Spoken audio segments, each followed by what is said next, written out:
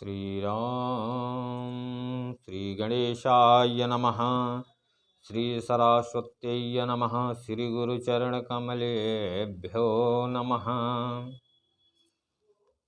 श्रीमद्भागवत महापुराणांतर्गत जब हम महात्म्य में प्रवेश करते हैं, जब महात्म्य में हम विषय में चर्चा करते हैं, वास्तविक रूप में श्रीमद्भागवत महापुराण को महापुराण इसलिए कहा गया है जिसमें वास्तविक रूप में भगवान के देखिए नाना प्रकार के जो चरित्रों का वर्णन व्यास जी ने किया है, उन चरित्रों का श्रवण करने से व्यक्ति के जीवन में सारे कष्ट दूर हो जाते हैं, व्यक्ति के जीवन में मंगल ही मंगल होता है।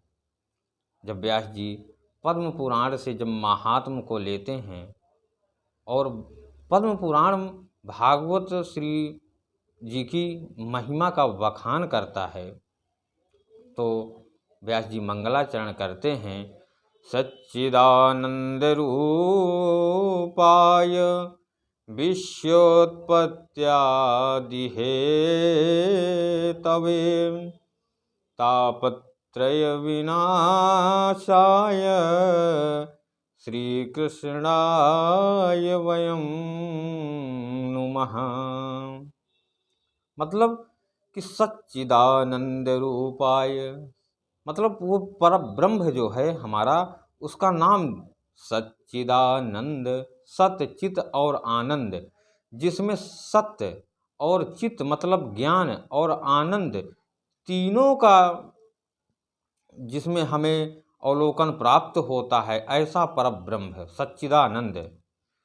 सच्चिदानंद रूपाय विश्वोत्पत्त्यादि हेतुवे, जो विश्व के उत्पत्ति और सृजन संहरण का जो मूल हेतु है, और तापत्रय विनाशाय, जो तीनों तापों को सत रज तम, जो ये हमारे तीन ताप व्यक्ति को तपाते रहते हैं, इन तीनों तापों को समन करने में जो समर्थ है, ऐसे परम ब्रह्म हम श्री कृष्णाय वयं नुमः, ऐसे श्री कृष्ण को हम नमस्कार करते हैं।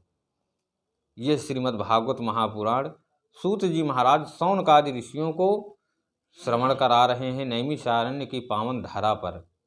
1000 वर्ष तक सूत जी महाराज का प्रसंग चलता रहा, ऋषि श्रवण करते रहे। ऐसी अलौकिक भूमि है नैमिषारण्य। जब प्रधान श्रोता बैठकर शौनक जी बैठते हैं सूत जी के पास, सूत जी व्यास गद्दी में विराजमान हैं।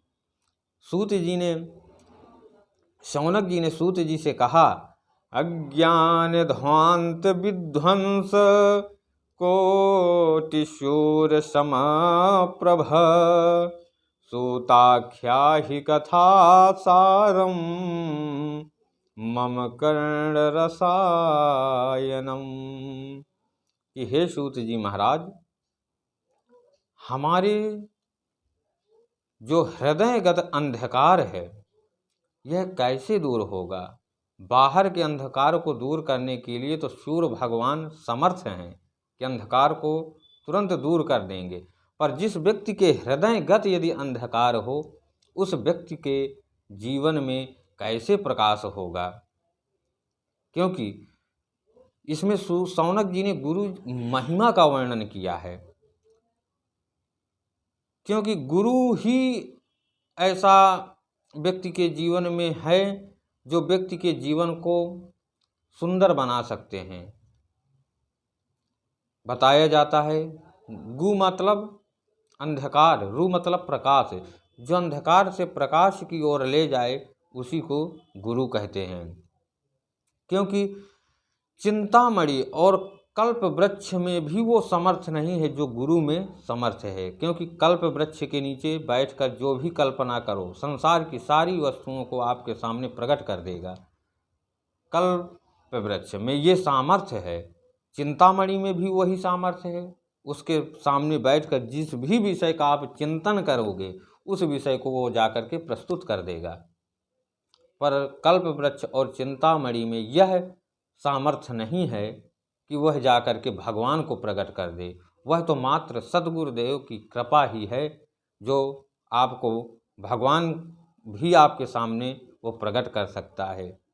शौनक जी ने इस प्रकार से सूत जी महाराज की गुरु महिमा का वर्णन किए और सूत जी महाराज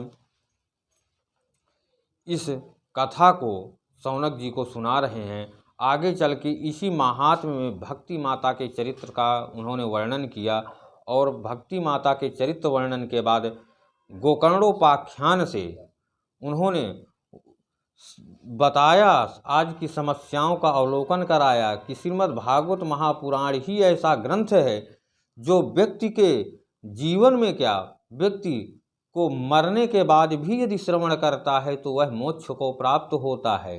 यह गोकर्णोपाख्यान से सूत जी महाराज ने शौनक आदि ऋषियों को श्रवण कराया और अंत में भागवत सुनने की क्या विधि है इस विषय में उन्होंने अवलोकन किया और यहीं से फिर प्रथम स्कंध से भगवान के चरित्रों का वर्णन श्री सूत जी महाराज शौनक आदि ऋषियों को सुना रहे हैं।